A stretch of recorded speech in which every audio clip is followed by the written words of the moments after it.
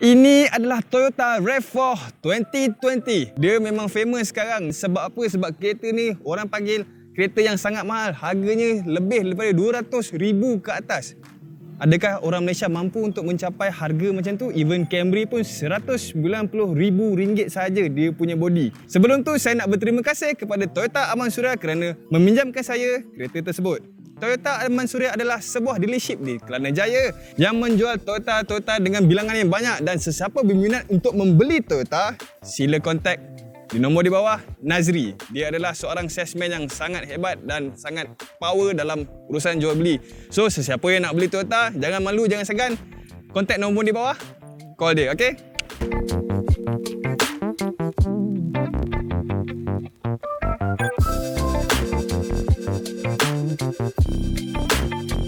Apa yang ada pada Toyota RAV4 ni? Dia menjadi gembar-gembor dalam dunia otomotif. Jom kita tengok. Saya akan mulakan review daripada enjin dulu. Sebab apa? Sebab enjin adalah punca harga lebih daripada 200,000. Bukan semata-mata tax daripada Jepun saja. Okey, jom. Untuk yang enjin ni adalah enjin 2.5 liter. Jadinya dia sama dengan Camry. Even sama dengan dia punya horsepower sekali. Berapa horsepower? 203 horsepower. Actually untuk sebuah kereta Jepun berharga 200,000, ia adalah horsepower yang tinggi juga. Jadinya kalau korang nak tahu kenapa harga kereta RAV4 ni mahal, sebab enjin dia sebenarnya. Mainly sebab enjin. 60% of the price is on the engine. Sesiapa yang perlukan kereta yang kuasanya tinggi, go for RAV4. Ni memang off topic sikit, tapi semua barang-barang saya yang dekat dalam rumah ni semuanya saya beli dekat Lazada. Serius. And even barang-barang yang saya gunakan untuk saya rekod video-video ni pun semua beli kat Lazada. Kamera ni pun sama. Sebab dekat Lazada, percentage untuk orang scam kita tu memang tipis gila. Yelah, semua pun ada tracking number. Macam mana dia nak tipu? Yang sebenarnya kalau saya nak jujur lah, saya beli dekat Lazada sebab harga ni murah. Peti air saya RM600 je. Mesin basuh saya RM500. Tak percaya? Klik dekat link kat bawah tu. Link yang dekat bawah tu, kalau korang klik dia akan pergi ke Lazada, tapi korang akan dapat RM10 voucher plus free delivery kepada first buyer. Apa lagi? Shopping lah. Untunglah dapat voucher murah. Dah. Sambung. Gunakan Lazada. Untuk bahagian depan kereta ni, korang boleh nampak perbezaan dia pada kita punya front grille. Front grille ni bukannya macam Toyota yang lain. Dia punya front grille ni adalah sejenis hexagonal punya type, and then dia ada on off kat sini. So itu yang membezakan daripada Toyota ataupun kereta-kereta yang lain. Ini walaupun nampak kosong macam ni, tapi dia tak ada apa-apa, tak ada pre-crash, tak ada apa, just a simple logo dekat dalam ni saja. And yang paling saya pelik sekali, kenapa dia nak kacau angin macam kat depan ni. Kat sini ada DRL. DRL adalah day running light. Day running light ni memang famous untuk kereta-kereta yang moden lah. So kalau korang nampak, kat sini ada strip LED kat sini, itu adalah day running light. Yang lainnya RAV4 ni, selalunya signal akan duduk di belah hujung kereta. Namun yang kat sini korang boleh nampak signal dia duduk kat dalam. Memang berbeza daripada kereta-kereta yang lain. Dia ada fog lamp sekali. Kita ada pre-crash dekat atas ni, and then kita ada dashcam dekat depan ni dan belakang juga. Kita punya dashcam ada depan dan belakang. Ini banyak features ni. Dia ada lane assist dekat dalam ni, dia ada pre-crash kat dalam ni. So kat mana dia punya button-button tu nanti saya tunjuk kat dalam. So ini adalah benda yang paling awesome sekali lah yang ada kat Toyota sekarang ni. After this, saya dengar ura-ura 2021 every car pun akan ada features ni dekat dalam semua Toyota. Biasa kalau SUV kena ada roof rail. Roof rail nampak teguh dan kuat. Walaupun kita nampak kereta ni macam kereta yang biasa saja, tapi sebenarnya chassis dia adalah chassis yang lebih sturdy daripada yang lain. Sebab apa? Sebab chassis ni adalah yang baru develop daripada Toyota. Jadinya dia adalah chassis yang membuatkan apabila kita membawa kereta tersebut akan merasa lebih stabil. Kalau korang boleh nampak kat sini, ini adalah kamera, salah satu kamera untuk panoramic view monitor. Jadinya kalau untuk kalau untuk Toyota RAV4 jangan gelak sial. Kalau untuk Toyota RAV4 akan ada 4 kamera untuk PVM, depan, belakang, kiri, kanan. Kerana kita ada kat sini 5-spoke alloy wheel bersaiz 18 inci. Jadinya dia tak ada yang special sangat, tapi that's it. Walaupun kereta ni adalah kereta yang berharga mahal, namun Toyota tak boleh pisahkan daripada plastik. So walaupun harga ni mahal, saya tak faham kenapa ada plastik dekat tepi-tepi ni. Mungkin ada alasan dia sendiri.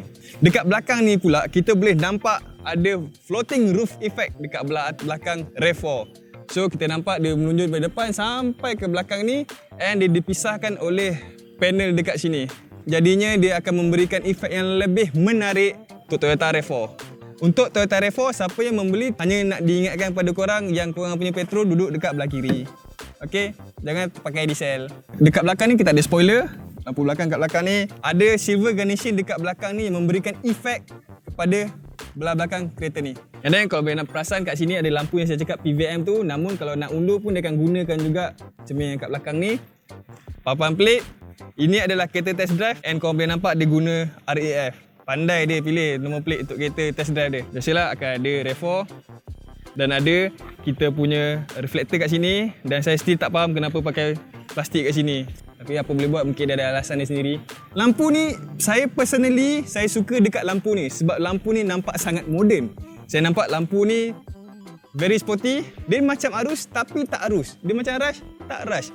Dia ada design dia sendiri, and saya nampak saya suka dekat lampu belakang ni. Untuk bonet belakang kereta RAV4 ni, kita boleh buka bonet belakang menggunakan kunci, ataupun kita gunakan daripada cabin driver, ataupun yang paling best sekali dia macam Conti punya style, kita just sepak saja untuk kita buka kita punya bonet. Sepak dia.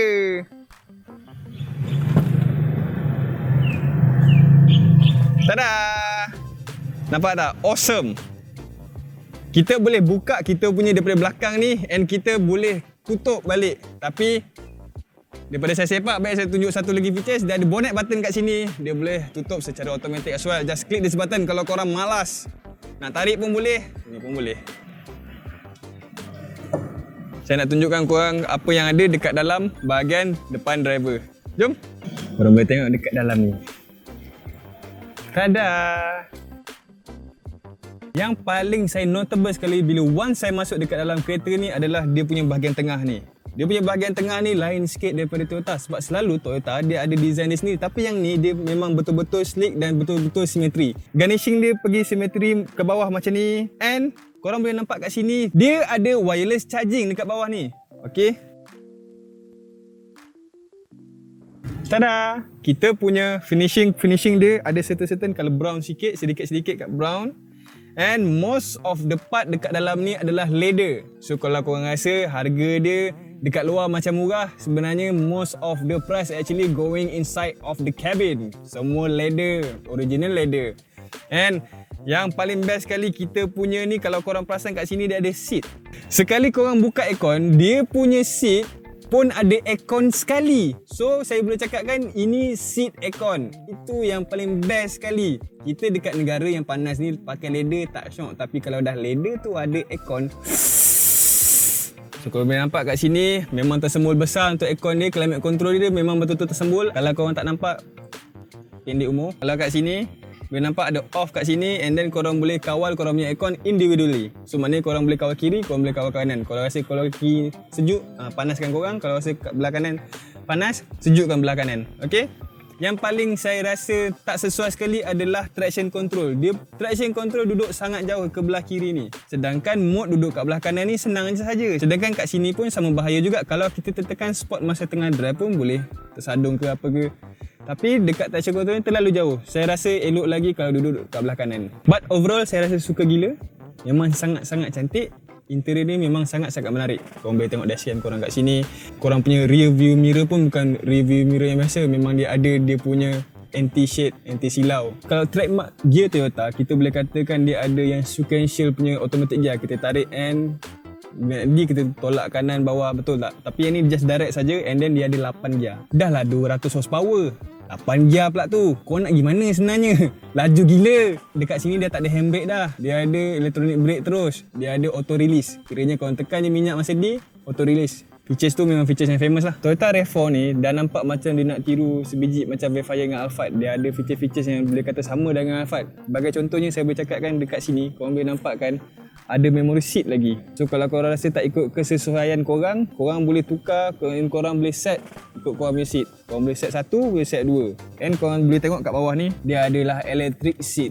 So memang sangat-sangatlah selesa, korang dah tak payah nak bersusah-susah payah dah. Toyota memang famous dengan seat-seat manual dia, tapi kali ni dia memang betul-betul implementkan electric seat dia sebenarnya. And kereta ni dia ada 7 airbag. Memang sekarang Toyota punya trademark dia ada 7 airbag, memang banyak gila. Dia ada finishing colour brown sikit kat sini, and saya suka dia punya handle kat sini. Door handle dekat belah sini memang besar. Bila kita pegang steady, rasa lain daripada yang lain. Memang betul-betul steady. And kat sini, even kat sini pun leather. Memang betul-betul leather. Tak ada yang rasa macam boleh wear and tear, tak ada. Memang semuanya leather-leather yang quality saja. And then ada stitching colour putih. Untuk kat depan ni kita boleh nampak kita punya monitor adalah monitor anti-glare. Jadinya macam mana cerah pun dekat luar tengah hari tu, korang boleh tengok tanpa ada masalah. So, tak ada glaring, okey. Korang boleh tengok kat dalam ni, dia akan tunjuk. Okey, sebab kita tak start lagi, tapi dia boleh tengok kat sini, dia ada bagi tahu apa lagi pintu-pintu yang tak tutup, dia akan tunjukkan kat sini. And then kita boleh tengok view kita 360. Nampak? 360.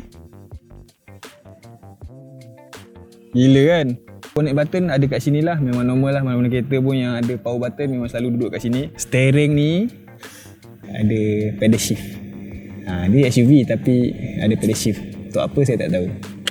Korang boleh angkat call, boleh end call, ada mode kat sini, boleh kuat radio, turun radio, boleh jawab call, boleh speaking kat sini. Dan saya suka dia punya steering kat sini sebab dia ada leather, and dia punya stitching kat sini memang betul-betul muah lah. And kat sini boleh nampak ada garnish lagi kat sini, colour chrome.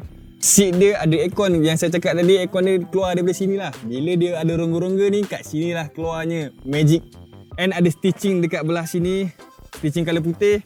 And all of this is leather. Ada 2 sesi aneh dekat dalam kereta ni. Walaupun gear ni macam ni, so secara automatically kita akan tekan macam ni, betul. Tapi sebenarnya tak. Untuk kita alihkan kita punya gear, untuk kita gerakkan kita punya gear, kita kena tarik tombol macam ni. Dia sangatlah pelik. Korang kena biasakan diri. Bukan macam ni tekan, korang kena tekan macam ni. Untuk korang adjust korang punya steering, korang boleh adjust korang punya steering depan ke belakang macam tu. Boleh adjust macam tu. Boleh adjust macam tu. Tapi yang peliknya ada kain kat depan ni yang membuatkan dia nampak sedikit tidak kemas. Tapi saya nampak yang dia mencuba untuk mengelakkan daripada orang nampak mechanical di dalam, and kudos to Toyota. Untuk yang belah belakang ni macam biasa kita akan mulakan sesi cek ketinggian dan legroom. Macam biasa 180 cm. Jadi saya duduk dekat belakang ni, tengok legroom saya jauh. Memang jauh. And then saya punya headroom memang jauh.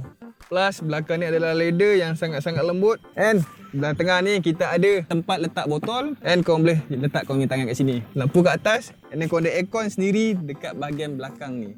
Jadinya kalau korang rasa panas boleh set. Namun korang tak boleh set korang punya tinggi dan rendah ataupun suhu temperature korang. Tak ada climate control kat belakang, tapi dia still blow an aircon for you. Dan dia ada charging kat sini, charging port kat sini. Okay, ini adalah bahagian belakang dan bahagian bonnet kita punya RAV4. So kalau korang tengok kat dalam ni, memang nampak luas. 580 liter. Korang boleh ada kabin kat belakang ni, korang boleh letak macam-macam benda. Yang lagi bestnya kalau korang rasa nak privacy untuk korang punya item kat dalam ni, macam biasa kita akan dapat kita punya bonnet canvas. Korang boleh jadikan privacy fully. Korang boleh tutup. Dan kalau korang nak lagi space untuk korang punya barang kat belakang ni, korang boleh turunkan seat yang dekat belakang ni. Just tarik keluar macam ni. Bila korang nak unlatch benda ni, selalunya kalau kita unlatch, kadang-kadang kita tak tahu sama ada kita dah latch balik ke belum. Tapi bila kita unlatch,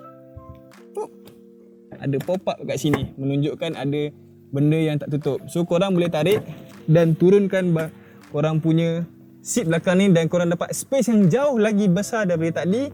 And kalau korang nak tutup balik, tak ada masalah. Korang boleh check kat sini. Nampak dia terbuka, nak tahu dia latch balik. Tada! Maknanya betul-betul rapat. Apa lagi yang saya tak buat adalah test drive. Jom kita test drive, tengok apa rasa kereta ni. Jom! Okay, jom! Kita buat test drive dulu. Dia ada auto release dekat kereta ni. Jadi jom kita keluar daripada showroom yang hebat ini.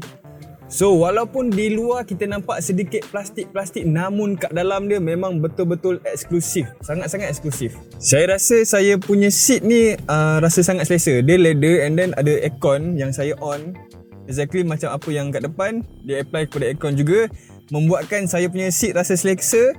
And dia ada sedikit macam ala-ala bucket sikit, membuatkan dia hug saya punya torso. Visibility untuk kereta ni memang sangat baik. And then dia terasa tinggi. So bila kereta ni tinggi sangat, saya jadi macam, jadinya saya jadi tak confident sangat untuk saya parking ke macam mana ke, sebab kereta ni memang tinggi. Tapi visibility cun. Okay, saya cuba tekan. Saya masuk dekat sport mode dulu.